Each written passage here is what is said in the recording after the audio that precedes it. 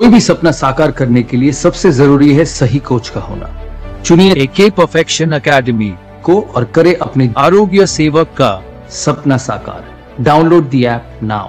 नमस्कार मित्रांनो, एके परफेक्शन अकॅडमी मध्ये तुमचे सर्वांचे मनापासून स्वागत आहे। मित्रांनो, आपण ज्या सिरीजला सुरू केलं आहे त्याचं नाव आहे तांत्रिक सिरीज।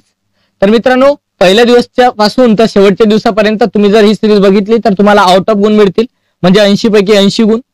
ओके, तर बघा कुठल्याच प्रकार टाइमपास न करता आजचं लेक्चर स्टार्ट करूया। तर बघा पहिला प्रश्न आहे आपल्या समोर की गण 13 ते 18 यांचा बनलेला खंड कोणत्या खंडात येतो? तर बघा पी खंडामध्ये येतो, पी खंडात। तसेच बघा गरजेपेक्षा जास्त सेवन केलेले स्निग्ध पदार्थ शरीरात कोणत्या भागात साठवून ठेवले जातात? तर बघा चरबीयुक्त संयोजी होती। तसेच बघा गरोदर मातांची नोंदणी सरकारी दवाखान्यात किती आठवड्यात करणे आवश्यक आहे? तर बघा 12 आठवडे। 12 आठवड्याच्या आत मित्रांनो गरोदर मातांची नोंदणी करणे अनिवार्य आहे। तसेच बघा गरोदर मातेला दिली जाणारी लस कोणती? तर बघा TTD ची लस आहे ती। कशाची? तर बघा TTD, लक्षात ठेवायचं आहे, TT ची नसून TTD ची लस आहे, लक्षात ठेवा। TTD TT काही सुद्धा म्हणू शकता। यानंतर बघा गरोदर स्त्रियांसाठी लोहाची दैनंदिन गरज किती असते? तर फक्त 35 मिलीग्रॅम पाहिजे मित्रांनो। काय? तर आयरन, लोह कोणाला? तर गरोदर स्त्रियांना। यानंतरचा प्रश्न बघा अतिशय इम्पॉर्टंट आहे। गरोदरपणा सर्विक्सचे मऊ होणे रिकामी जागा साईन आहे, कशाची? तर गुडेल साईन आहे। ओके, तसेच बघा गरोदरपणा स्वाभाविक वजन किती किलोने वाढते? तर 11 ते 12 किलो एवढं वजन त्या स्त्रीचं वाढत असते मित्रांनो। केव्हा? तर गरोदरपणामध्ये। बघा अतिशय इम्पॉर्टंट क्वेश्चन आहे, त्यामध्ये तुम्हाला एक एक प्रश्न काय करायचा आहे, काळजीपूर्वक अभ्यासाचा आहे मित्रांनो।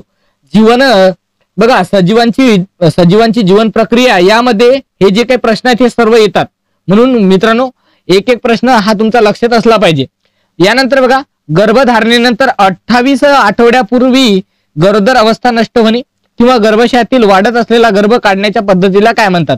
तर मित्रांनो सर्वांना माहिती आहे गर्भपात असे म्हणतात। तसेच बघा गर्भनाळेमध्ये रिकामी जागा इतक्या धमन्या आर्टरी असतात, तर बघा 3 धमन्या असतात, 3 आर्टरी असतात।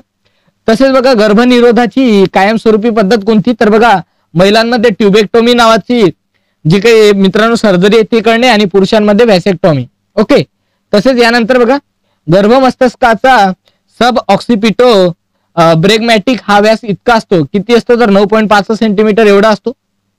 यानंतरचा प्रश्न बघा गर्भलिंग चाचणी प्रतिबंधक कायदा कोणत्या वर्षी करण्यात आला? तर 1994 चा कायदा मित्रांनो। या कायद्यानुसार कुठल्याही प्रकारे गर्भलिंग चाचणी करणे मित्रांनो कायदेशीर गुन्हा आहे। यानंतर बघा गर्भलिंग चिकित्सेविरुद्ध कायदा करणारे पहिले राज्य कोणते होते? तर आपलं प्रिय महाराष्ट्र होतं मित्रांनो, राज्य की ज्यांनी सर्वप्रथम काय केलं होतं? तर गर्भलिंग चिकित्सेविरुद्ध कायदा केला होता। ओके, यानंतर बघा गर्भलिंग निदान प्रतिबंधक कायदा हा कोणत्या वर्षी अंमलात आला? तर 1994 मध्ये झालेला आहे, लक्षात ठेवायचा आहे। कधीचा आहे हा कायदा? 1994 चा। तसेच बघा गर्भवती महिलांना जीवनसत्व अ युक्त व बीटा कॅरोटीन युक्त आहार द्यावा। तसेच गर्भवती स्त्रीच्या आहारामध्ये लोह कमी असल्यास बालकाला देखील रक्तक्षय होण्याचा धोका असतो, म्हणून यांना लोहाचे प्रमाण सुद्धा द्यावं। तसेच बघा गर्भाशयाच्या सर्वात आतील आवरणाला काय म्हणतात? तर एंडोमेट्रियम असे म्हणतात। बघा एक एक प्रश्न आपल्या दैनंदिन जीवनात सुद्धा उपयोगी पडणार आहेत, म्हणून काळजीपूर्वक अभ्यासायचे आहे। यानंतर बघा गर्भाशयातील गर्भाचा विकास जाणून घेण्यासाठी कोणत्या किरणांचा वापर करतात? तर अल्ट्रासोनिक किरणांचे। ओके, अल्ट्रासोनिक किरणे। तसेच बघा गर्भाशयातील गर्भाचा विकास जाणून घेण्यासाठी कोणत्या किरणांचा वापर करतात? तर अल्ट्राव्हायोलेट किरणांचा वापर करत असतात। यानंतर बघा गर्मोदकाचे सामान्य प्रमाण किती मिली एवढे असावे? तर 600 ते 900। तसेच गांडूळ हा प्राणी कशाद्वारे श्वसन करतो? तर मित्रांनो हा त्वचेतून करतो, म्हणजे त्वक श्वसन करत असतो, त्वचेपासून करत असते मित्रांनो गांडूळ हा प्राणी आपलं श्वसन। ओके, त्यानंतर बघा गाईच्या दुधामध्ये स्निग्ध पदार्थाचे प्रमाण म्हशीच्या दुधापेक्षा कसे असते? तर कमी असते। बघा स्निग्ध पदार्थ विचारलेला आहे।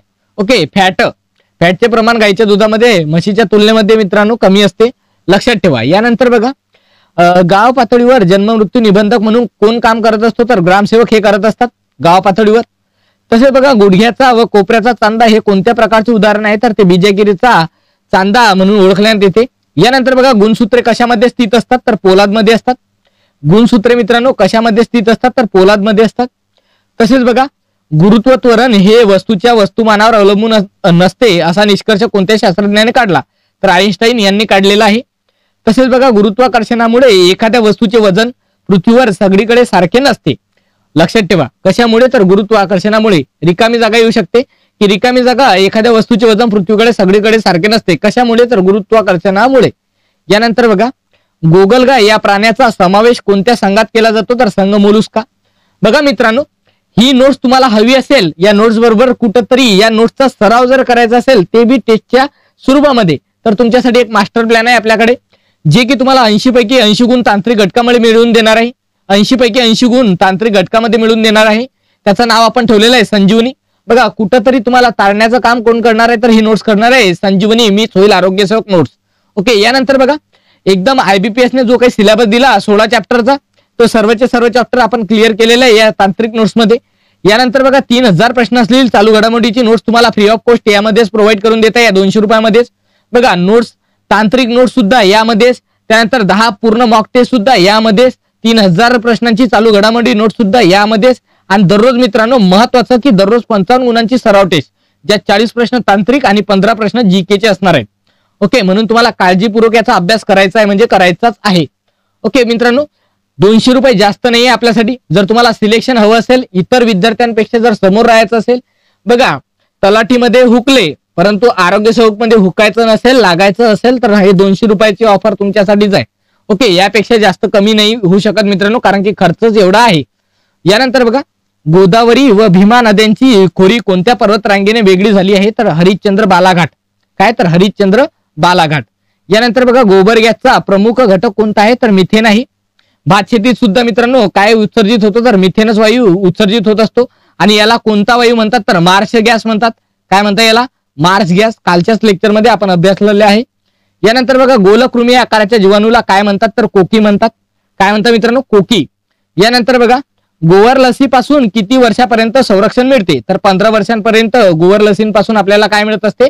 संरक्षण. यानंतर बघा, गोवर हा आजार कोणापासून होतो तर विषाणूंपासून होणारा आजार आहे हा. तसेच गोवरची लस लहान मुलाला कधी देतात तर 12 महिने. ओके, 12 महिने झाल्यानंतर. तसेच बघा, गोवरची लस शरीराच्या कोणत्या भागात देतात तर उजव्या दंडामध्ये त्वचेखाली देत असतात. तसेच ग्रहाची कक्षा ही लंबवर्तुळाकार असून सूर्य त्या कक्षेच्या एका नाभीवर असतो. हा केपलरचा कितवा नियम आहे तर पहिला नियम आहे. तसेच बघा, ग्रॅफाइटचा शोध कोण लावला तर निकोलस जॅक्स यांनी लावलेला आहे ग्रॅफाइटचा शोध. तसेच ग्रामीण भागात आरोग्य सेवकाकडून दररोज किती घरे कीटकशास्त्रीय सर्वेक्षण अंतर्गत तपासली पाहिजे तर 10 घरे. तसेच ग्रामीण भागात किती टक्के प्रसूती आरोग्य सुविधा मध्ये होतात तर 87% एवढे होत असतात. तसेच ग्रामीण भागातील मृत्यूची नोंद कोणत्या कार्यालयात करतात तर मित्रांनो ग्रामपंचायत मध्ये करत असतात. आणि जन्म मृत्यू नोंद प्रतिबंधक म्हणून कोण काम पाहत असतो तर ग्रामसेवक पाहत असतात. ओके. यानंतर बघा, ग्रामीण भागातील मृत्यूची नोंद ग्रामपंचायत. तसेच ग्लायकोयुरिया, लक्षात ठेवा, ग्लायकोयुरिया म्हणजे काय तर बघा, लघवीद्वारे कुठंतरी ग्लुकोज बाहेर येणे. बघा, ज्या रोगामध्ये लघवीद्वारे ग्लुकोज बाहेर येते त्याला काय म्हणतात तर ग्लायकोयुरिया. आणि बघा, यानंतरचा प्रश्न की ग्लुकोज मध्ये कार्बनची किती अणू असतात तर 6 असतात. कार्बनची ग्लुकोज मध्ये 6 अणू असतात. यानंतर बघा, ग्लुकोमियर हा आजार मानवी शरीराच्या कोणत्या अवयवाशी संबंधित आहे तर डोळ्याशी संबंधित आहे. यानंतर घटसर्प व धनुर्वात याची लस कोणी शोधून काढली तर एमिल बेहेरिंग यांनी शोधून काढलेली लस आहे मित्रांनो, घटसर्प आणि धनुर्वात याची. तसेच घटसर्प हा रोग कशामुळे होतो तर जीवाणूमुळे होणारा रोग आहे. तसेच घरमाशीमध्ये एकूण गुणसूत्रांची संख्या किती असते तर 12 असते. तसेच घरगुती ग्राहकांना पुरविलेले सिंगल फेज व्होल्टेज किती असते तर 230 व्होल्ट एवढे असते. यानंतरचा प्रश्न, घर्षण बल हे नेहमीच गतीच्या विरोधात कार्य करत असते. लक्षात ठेवा की घर्षण बल हे नेहमीच, असा प्रश्न विचारतील की घर्षण बल गतीच्या कसे कार्य करते तर नेहमी विरोधामध्ये काम करत असते. लक्षात ठेवायचे. तसेच चंद्र पृथ्वीभोवती कोणत्या बलामुळे फिरत असते तर केंद्रीय बलामुळे, सेंट्रीफ्युगल फोर्समुळे. ओके. यानंतर बघा, चंद्रावर पाऊल ठेवणारा पहिला व्यक्ती कोण होता तर नील आर्मस्ट्रॉंग होता. हा कोणत्या देशाचा नागरिक होता तर हा होता अमेरिकेचा. ओके. चंद्रावर पहिला पाऊल ठेवणारा. बघा, याच्यासोबत आणखी एक व्यक्ती होता ज्यांचं नाव काय तर बघा एडविन एंड्रिल. ओके. एडविन होता मित्रांनो, ज्याला काय करायचं होतं तर चंद्राच्या सतवर पहिल्यांदा पाऊल ठेवायचं होतं, परंतु मित्रांनो ते गेले नाही. त्यांच्या जागी कोण गेलं तर नील आर्मस्ट्रॉंग. ओके. यानंतर बघा, चंद्रावर प्रथम पाऊल ठेवणारा मानव नील आर्मस्ट्रॉंग. चंद्रावरील गुरुत्व त्वरण हे पृथ्वीच्या त्वरणाच्या किती असते तर 1/6 एवढे असते. म्हणजे मित्रांनो तिथं गुरुत्वाकर्षण शक्ती 1/6 ने कमी असते. लक्षात ठेवा, पृथ्वीच्या त्वरणाच्या संबंधित. यानंतर बघा चष्म्याच्या भिंगाची शक्ती कशामध्ये मोजतात तर डायोप्टर मध्ये मोजत असतात, डायोप्टर मध्ये. तसेच चहामध्ये कोणता घटक आढळतो तर टॅनिन आढळत असते मित्रांनो. टॅनिन नावाचा जो काही घटक आहे हा चहामध्ये आढळतो. तसेच कॅफिन हा कॉफीमध्ये आढळतो. यानंतर बघा चाल आणि वेग यांचे सीजीएस पद्धतीतील एकक कोणते तर सेंटीमीटर प्रति सेकंद असे चाल आणि वेग यांचे सीजीएस पद्धतीतील एकक आहे. यानंतर बघा चालण्याच्या व्यायामात पावले मोजण्याचे तंत्राचे नाव काय आहे तर पेडोमीटर असं आहे. चालण्याच्या व्यायामात पावले मोजण्याच्या तंत्राचे नाव. तसेच चिकदूध ज्यालाच आपण काय म्हणतो कोलोस्ट्रम हे पाजल्यामुळे होणारे फायदे कोणते तर बघा एक गोष्ट म्हणजे प्रथिने मिळतात, त्यानंतर जीवनसत्वे मिळतात आणि बाळाच्या आतड्याची चांगल्या प्रकारे वाढ होते. ओके, कशामुळे तर कोलोस्ट्रम ज्यालाच आपण काय म्हणतो मराठीमध्ये चिकदूध हे पाजल्यामुळे बाळाला. ओके, यानंतर बघा चिकनगुनिया तापचा विषाणू सर्वप्रथम कोणत्या देशात आढळून आला तर टांझानिया. टांझानिया मित्रांनो, टांझानिया चिकनगुनिया या आहे लक्षात ठेवा, निया. ओके, यानंतर बघा चिकनगुनिया.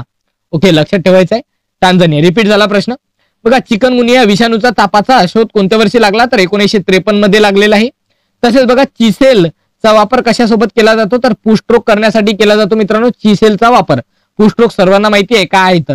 ओके, यानंतर बघा चुंबक व कॉईल यांच्यातील परस्पर हालचालींमुळे विद्युत धारा प्रवर्तित होते. तसेच चुंबकाचे दोन ध्रुव एकमेकांपासून अलग करता येत नाही. लक्षात ठेवा, कोणतीही दोन ध्रुव एकमेकांपासून अलग करता येत नाही मित्रांनो. ओके, तसेच चुंबकाच्या दोन्ही ध्रुवाजवळ लोखंड आकर्षून घेण्याची काय असते तर क्षमता असते आणि ते कशी असते तर सर्वाधिक प्रमाणामध्ये असते.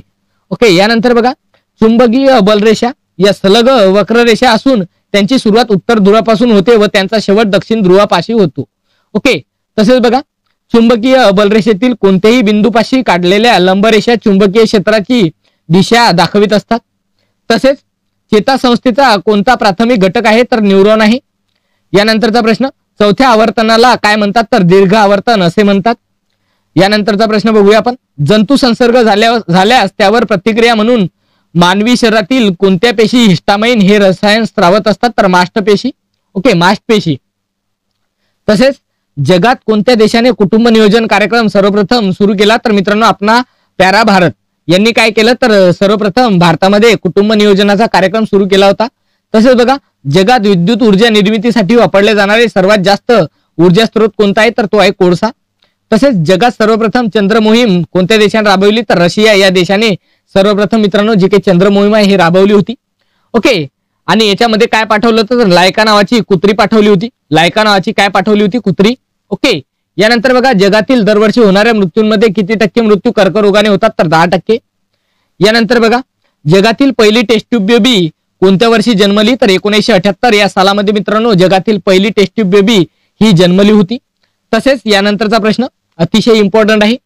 जगातील पहिले यशस्वी हृदय प्रत्यारोपण कोणत्या देशात झाले तर दक्षिण आफ्रिकामध्ये झालेले आहे. काय तर बघा हृदय प्रत्यारोपण. तसेच बघा जटिल कार्बनी पदार्थाच्या साध्या द्रावणीय पदार्थात विघटन करण्याच्या क्रियेला काय म्हणतात तर पचन असे म्हणतात. तसेच जठरात न पचलेले अन्न लहान आतड्यात किती तास राहते तर 6 ते 8 तास एवढे राहत असते.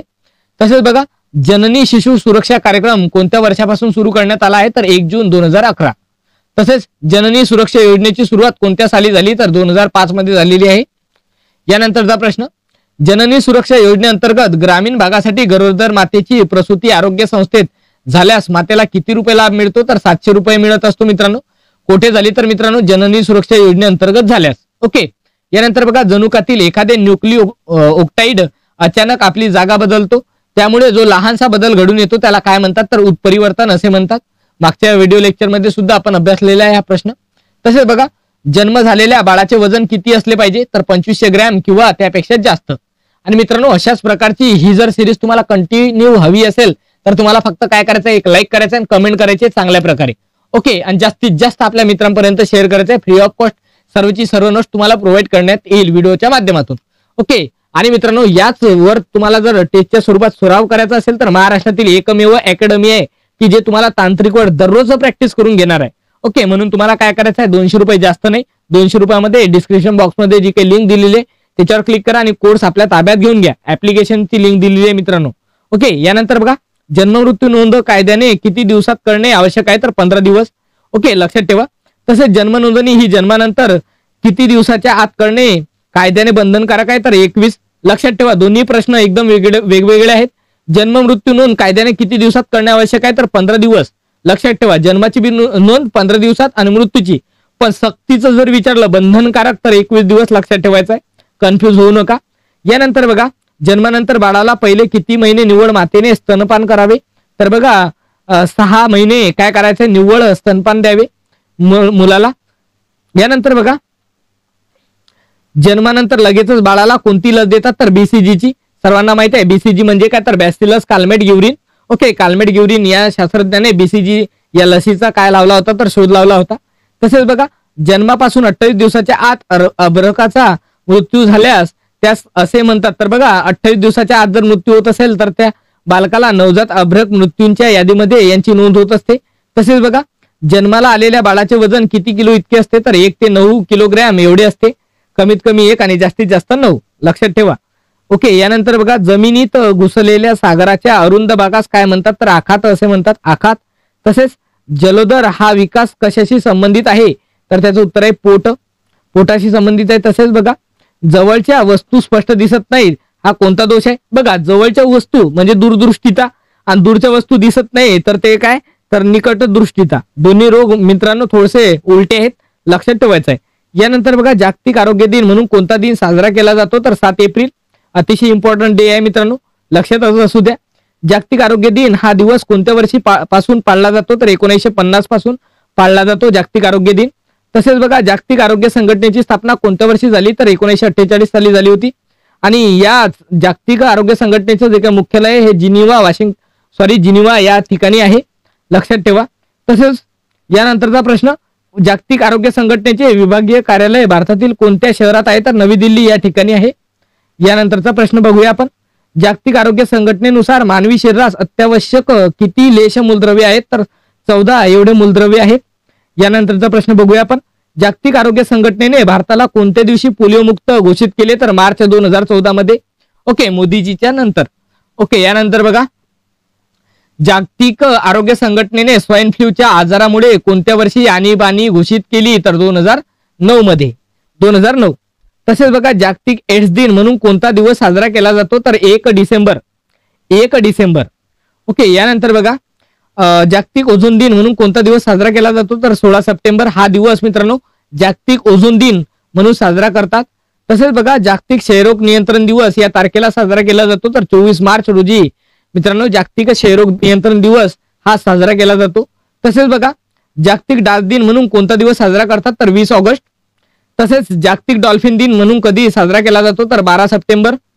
यानंतरचा प्रश्न जागतिक तापमान वाढ या संबंधी असणारा वायू कोणता तर कार्बन डायऑक्साईड. मित्रांनो कार्बन डायऑक्साईड मुळे काय होत आहे तर जागतिक तापमानामध्ये वाढ होत आहे. लक्षात ठेवायचं आहे. तसेच जागतिक परिचारिका दिन म्हणून कोणता दिवस साजरा करतात तर 12 मे. 12 मेला मित्रांनो जागतिक परिचारिका दिन म्हणून साजरा करतात. World nurse day. यानंतर बघा जागतिक पोलिओ दिन म्हणून कोणता दिवस साजरा करतात आताच बघितलं 24 ऑक्टोबर. 24 ऑक्टोबर पोलिओ दिन. तसेच जागतिक महिला दिन 3 मार्च. यानंतर बघा जागतिक मानवी हक्क दिन म्हणून कोणता दिवस साजरा करतात तर 10 डिसेंबर करत असतात मानवी हक्क दिन. यानंतर बघा जागतिक मासिक पाळी आरोग्य दिन केव्हा साजरा करतात तर 28 मे. अतिशय इम्पॉर्टंट आहे मित्रांनो. आरोग्यासंबंधी जेवढे काही दिवस आहेत ते सर्वचे सर्व या लेक्चरमध्ये आपण कव्हर केलेले आहे. जेणेकरून मित्रांनो परीक्षेमध्ये कुठल्याही प्रकारे जर तुम्हाला प्रश्न आला तर तो तुमचा सुट्टा कामा नये. मित्रांनो नोट्स एकदम गोल्डन आहे. तुम्ही काय करू शकता परचेस करू शकता. फक्त 200 रुपयामध्ये मित्रांनो तुम्हाला या सर्वच्या सर्व गोष्टी मिळत आहे. स्टार मार्क करा याला. आणि मित्रांनो महाराष्ट्रामध्ये असं कोणतीच अकॅडमी नाही की एवढ्या स्वस्त दरामध्ये तुम्हाला एवढं सर्व कंटेंट उपलब्ध करून देईल. ओके यानंतर बघा जागतिक रक्तदान दिन म्हणून कोणता दिवस साजरा केला जातो तर 14 जून. हा दिवस जो काही आहे हा जागतिक रक्तदान दिन म्हणून साजरा करण्यात येतो. तसेच बघा जागतिक लसीकरण दिन म्हणून कोणता दिन साजरा केला जातो 10 नोव्हेंबर. ओके यानंतर जागतिक लोकसंख्या दिन म्हणून कोणता दिवस साजरा केला जातो तर 11 जुलै. हा जो काही दिवस आहे हा जागतिक लोकसंख्या दिन म्हणून साजरा करतात. तसेच बघा जागतिक सिकलसेल दिवस कोणत्या तारखेला साजरा केला जातो तर 19 जून. यानंतर बघा जागतिक सिकलसेल दिवस या तारखेला साजरा करतात तर 19 जून रोजी मित्रांनो जागतिक सिकलसेल नावाचा जो काही आजार आहे मित्रांनो या संबंधी दिवसाचा जागरूकता व्हावी याकरता हा साजरा करतात. तसेच बघा जिल्हा रुग्णालये कोणामार्फत चालवली जातात तर राज्य शासनामार्फत. यानंतर बघा जीवाणूमध्ये एकूण किती गुणसूत्रे असतात तर 24 असतात जीवाणूमध्ये. तसेच जीववैद्यकीय कचरा व्यवस्थापन व हाताळणी नियम 1998 नुसार जीववैद्यकीय कचऱ्याचे कोणत्या गटामध्ये वर्गीकरण केले जाते? किती गटामध्ये केले जाते? तर 10 गटामध्ये याचं वर्गीकरण केलं जाते. तसेच बघा, जीवनसत्व अ चा अन्न पदार्थ शिजवताना नाश होत नाही, परंतु ते मंद आचेवर दीर्घकाळ शिजवल्यास त्याचा नाश होतो, लक्षात ठेवायचं आहे. तसेच जीवनसत्व अ ची प्राप्ती स्थाने कोणती आहेत? तर दूध व दुधाचे पदार्थ, माशाचे तेल, प्राण्यांचे यकृत, शेवग्यांच्या शेंगा, हिरव्या भाजीपाल्या आणि पपई व गाजर, एवढे आहे मित्रांनो. तसेच जीवनसत्व अ च्या अभावामुळे डोळ्यांचे खालीलपैकी कोणते आजार होतात? तर बघा, रातअंधाळेपणा, त्यानंतर झिरोप्थेल्मिया, ज्याच्यामध्ये मित्रांनो डोळ्यांचे जे काही पाणी आहे हे सोकत जाते, कोरडे होत चालते. ओके, यानंतर बघा, डोळ्यामध्ये करड्या रंगाचे ठिपके सुद्धा व्हिटॅमिन ए च्या जीवनसत्व अ च्या रेटिनॉलच्या कमतरतेमुळे होते. बघा, याचं रासायनिक नाव काय? तर रेटिनॉल आहे. ओके, आणि सर्वाधिक प्रमाणामध्ये व्हिटॅमिन ए कशामध्ये असते? तर गाजरामध्ये असते, लक्षात ठेवा, गाजर. यानंतर बघा, जीवनसत्व अ च्या आधिक्यामुळे कोणते परिणाम होतात? तर बघा, कोणकोणते परिणाम होतात? एक पहिला आहे की त्वचेवर काळे डाग पडतात, दुसरं की अस्थी मृद होतात, तिसरं श्वास घेण्यास त्रास होतो, 4 अन्नावरची वासना उडते. यानंतर बघा, 5वं काय? तर स्त्रियांमध्ये मासिक पाळीत रक्त कमी जाते. ओके, यानंतर बघा काय आहे प्रश्न? तर जीवनसत्व अ मध्ये हायड्रोजन, कार्बन, ऑक्सिजन हे घटक असतात. कशामध्ये? जीवनसत्व अ मध्ये कोणकोणते घटक असतात? एक म्हणजे हायड्रोजन, दुसरं म्हणजे कार्बन, तिसरं म्हणजे ऑक्सिजन. तसेच बघा, जीवनसत्व अ मुळे डोळ्यांचे विविध विकारांपासून काय होत असते? संरक्षण होत असते. यानंतरचा प्रश्न, जीवनसत्व अ मुळे त्वचा मऊ व सतेज राहते. तसेच जीवनसत्व अ मुळे रोगप्रतिकारक शक्ती वाढते व अवयवांचे संरक्षण होते. बघा, एवढे प्रश्न तुम्हाला महाराष्ट्रातील कोणत्याच पुस्तकात तुम्हाला मिळणार नाही, फक्त कुठे मिळतील? आपल्या AK परफेक्शन अकॅडमी मधून. ओके, एकदम डीप मध्ये नोट्स आहे. यानंतर बघा, जीवनसत्व अ ला नेत्र अवरोधक तत्व आणि रेटिनॉल म्हणतात. तसेच जीवनसत्व के च्या अभावामुळे होणारे परिणाम कोणते? तर बघा, रक्त गोठण्यास वेळ लागतो, यकृत व आतड्यांचे रोग होतात. तसेच प्रोथोम्बिनच्या कमतरतेमुळे शिशूच्या मूत्रामधून व बेंबीतून रक्तस्राव होतो, तसेच जखमा भरून येत नाहीत. यानंतर बघा, जीवनसत्व ड अन्न शिजवताना नष्ट होतं. ओके, जीवनसत्व ड हे काय होत असते मित्रांनो? शिजवताना नष्ट होते, लक्षात ठेवायचं आहे, अतिशय इम्पॉर्टंट क्वेश्चन आहे. तसेच जीवनसत्व ड ची प्राप्ती स्थाने कोणती आहेत? तर माशाचे यकृत, तेल, प्राण्यांची चरबी, लोणी, पूर्ण दूध, हे सर्व आहे मित्रांनो.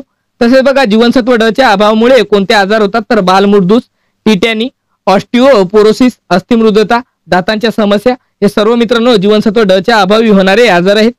तसेच बघा, जीवनसत्व ड पांढरा रवेदार पदार्थ असून ते वास नसलेले काय? तर स्फटिक आहे. तसेच जीवनसत्व ड मध्ये कार्बन, हायड्रोजन व ऑक्सिजन हे घटक असतात. यानंतर बघा, जीवनसत्व पी च्या कमतरतेमुळे खांदा व पाय यामध्ये काय होते? तर फार वेदना होतात. तसेच व्यक्ती आळशी बनून तिला कोणत्याही कामात उत्साही वाटत नाही. ओके, जीवनसत्व डी च्या कमतरतेमुळे. बघा, जीवनसत्व डी च्या, पी नसून डी च्या कमतरतेमुळे. ओके, यानंतर बघा, जीवनसत्व B1,